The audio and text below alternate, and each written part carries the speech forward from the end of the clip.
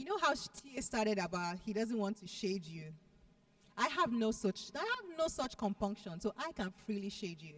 I can happily shade you because I remember the days where NECLive was still a bit of a dream. You know, you were sitting in what's the name of that street? There was a street, Sule Abuka Street, yeah, off Allen Avenue, kind of. You know, yeah. But anyway, how far you've come, how far we've all come. Yeah.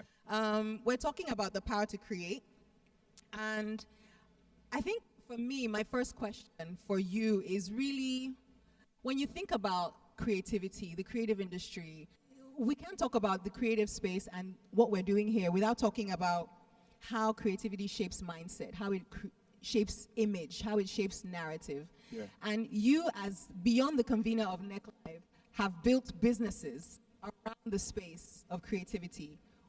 What is it about creativity and creative impact, creative power, that has made you do that? What is it? Or is it just that you just want power and you want to be able to manipulate it? So thanks, Lamide, and thanks for the conversation. I think whatever you believe in, if you believe in whether you're Muslim or you're Christian or you worship Obatala or whatever, you must have heard a version of creation, right? I'm a Christian, and I've studied how God made us. I think there's so much you can do by and with creating. And I'm a proud Nigerian. I love my country. I love Africa.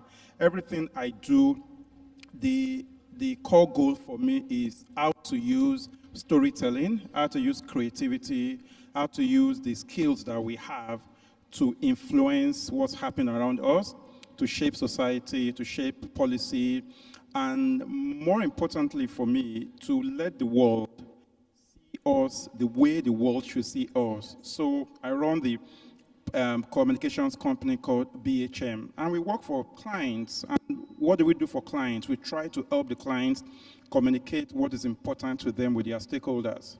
I see America, China, you know, and so on and so forth as big stakeholders in Nigeria. So whether it's NetNG or ID Africa or BHM or NECLive, take NECLive, take entertainment. I think the world deserves and should understand African creativity better. They are engaging with it now. They weren't engaging with this 15, 20 years ago the way they engage with it now.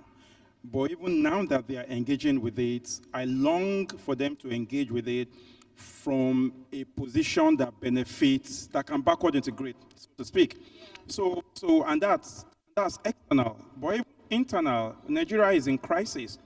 Security, poverty, and so on and so forth. What role could creativity play to foster better understanding, to build better cohesion, and so on and so forth? So if you look at what we do, it's entertaining, it's fun. Whether you're a skit maker, or you are a comedian, or you're an actor, you're a singer, it's fun. You could go to the nightclub and party and dance and so on and so forth. But it's deeper than that, and it plays a stronger role in helping us build the kind of society, the kind of economy that we want to build. That's my passion. That's what I dedicated my life to. That's part of why we created NECLive.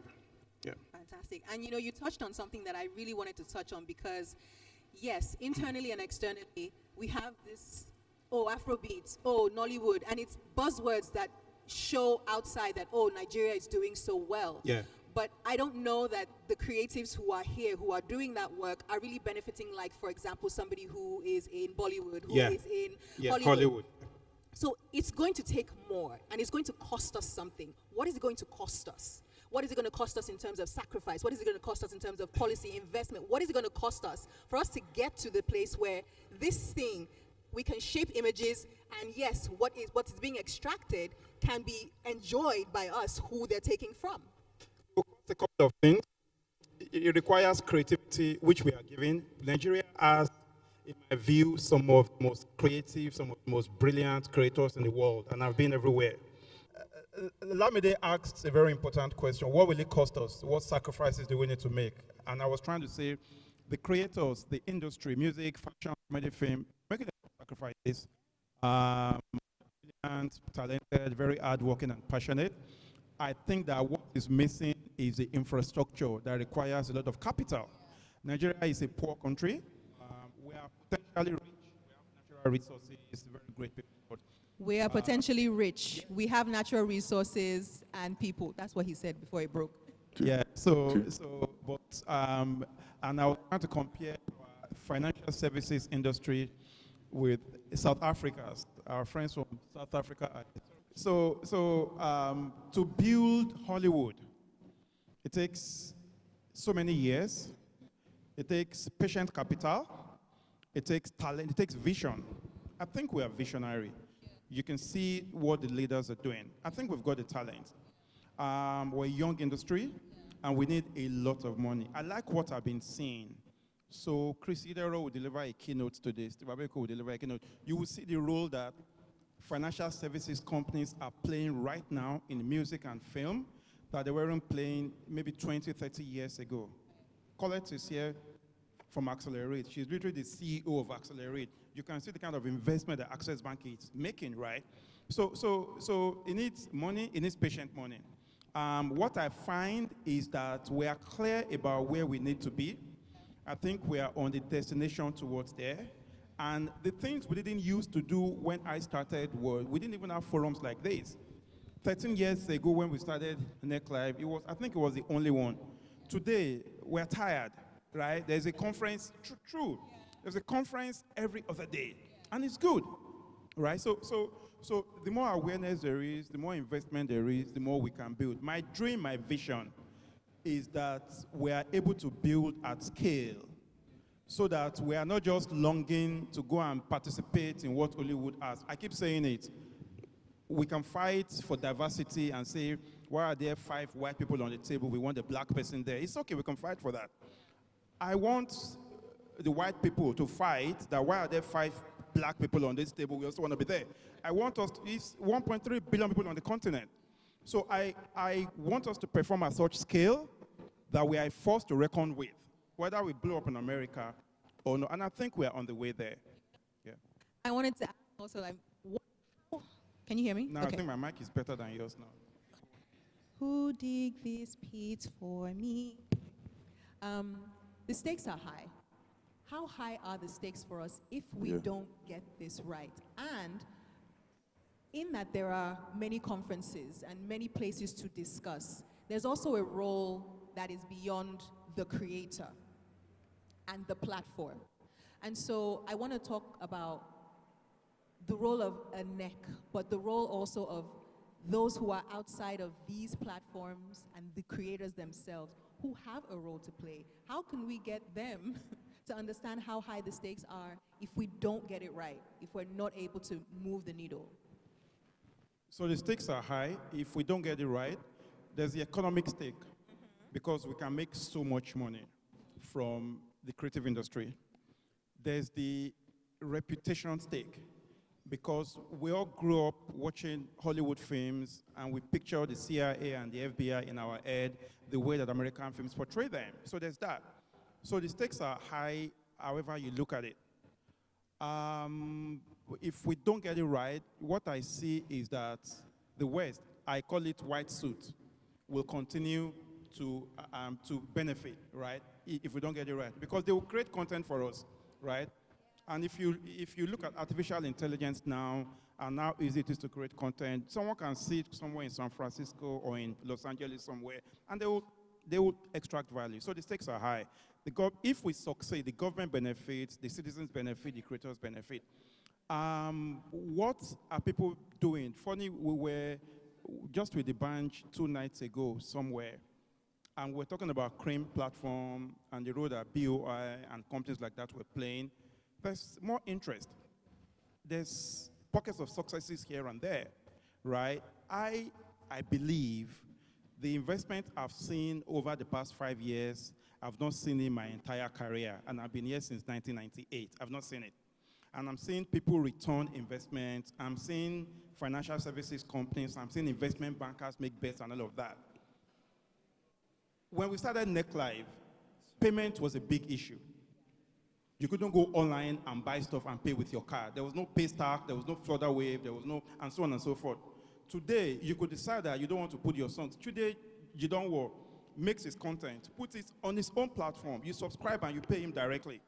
So technology has broken down a lot of walls. That's one.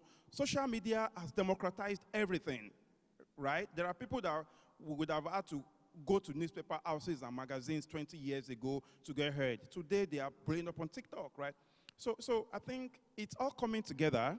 What platforms like NECLive, what organizations, you know, whether you're a financier or you're a thought leadership platform or you're a streamer, the DSPs and all of that, what they do is that they help us bring everything together, right? Government needs to put the right policies in place. This government, I must say, I can see a deliberateness, if I can use that word, about the creative sector. And it takes a while for these things to make sense. The banks, and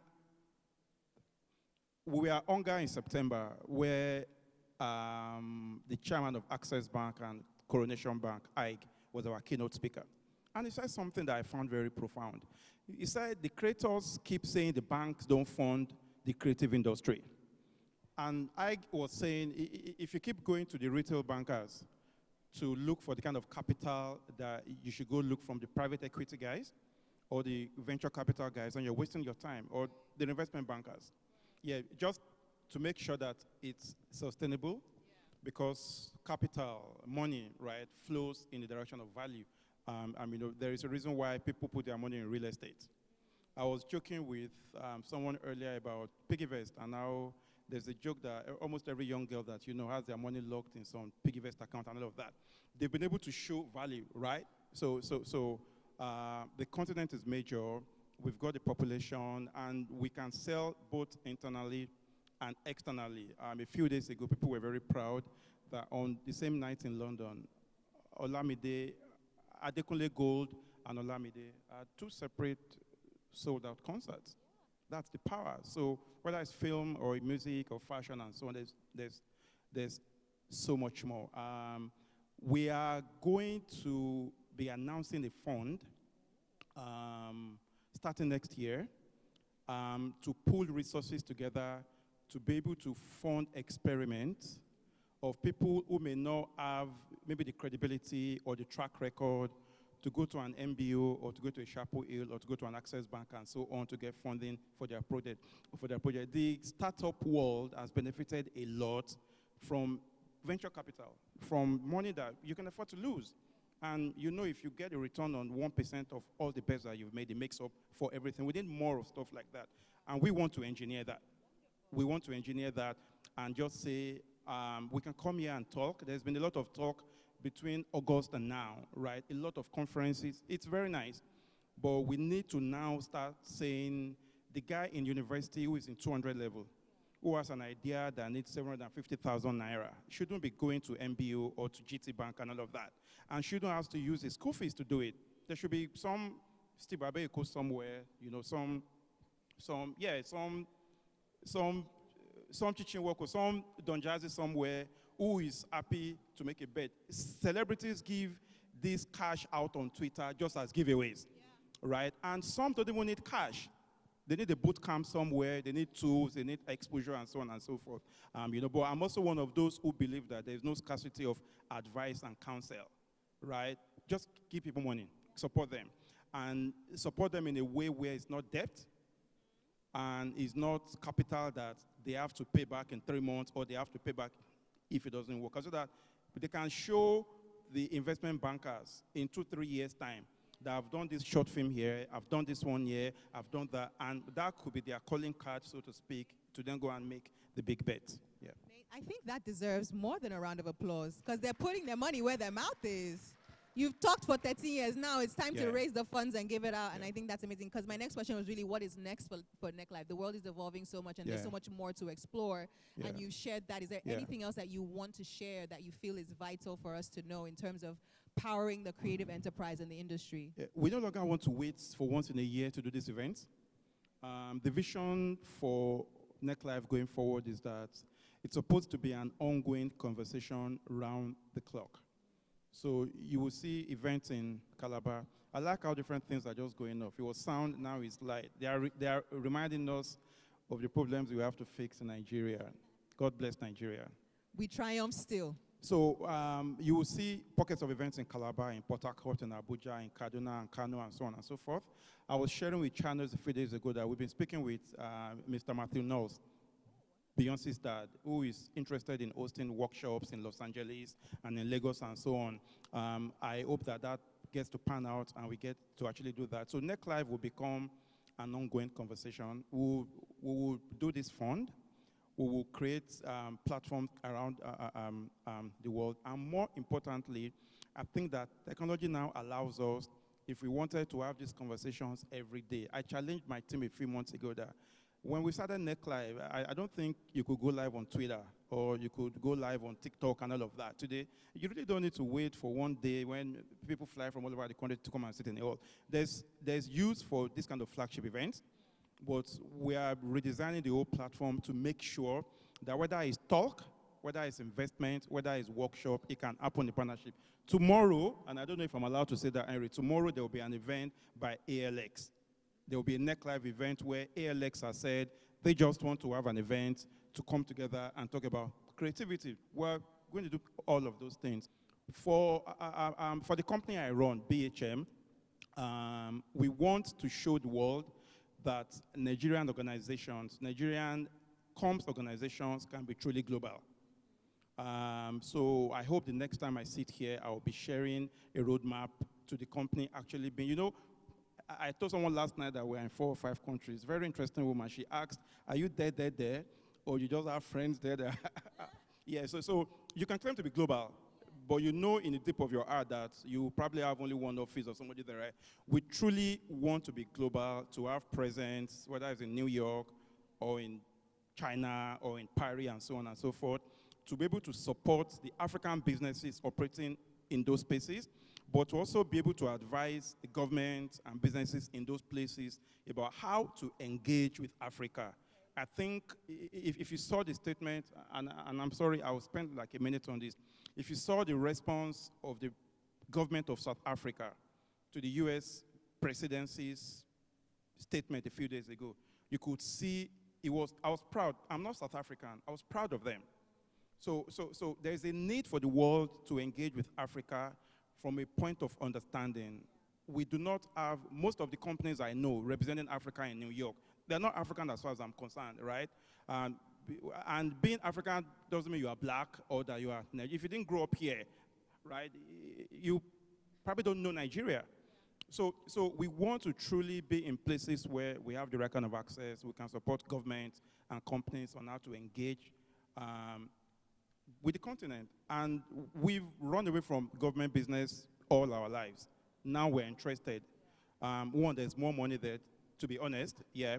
But honestly, because we believe that it's unfair to deny that space of the quality of expertise in the private sector comms. And it's not just about BHM. The best brains in comms, as far as I'm concerned, are on the outside of government. If we truly care about Nigeria, we need to go in. We're all afraid, you know, of being stained and all of that. We need to go in and play our role. So I think that's what the next steps, what the future looks like from my point of view. Yeah. Well, thank you. That is, I think, a round of applause. Yes, deserves a round of applause. And there's a lot to glean, I think. And I hope, despite the challenges, we triumph still, we push through, and that you were able to get something from the conversation. At least the very exciting one being that there's going to be a fund that's coming next year. I'm so excited to hear about that, because we have too much talent that is going to waste because there's no money. The lack of money should never be a reason that talent dies. So glad to hear that you're putting your money where your mouth is. I shall apply for the fund as well. Thank you all so very much. I really appreciate you for speaking through with us. And have a good conference. Thank you. Thanks, everyone.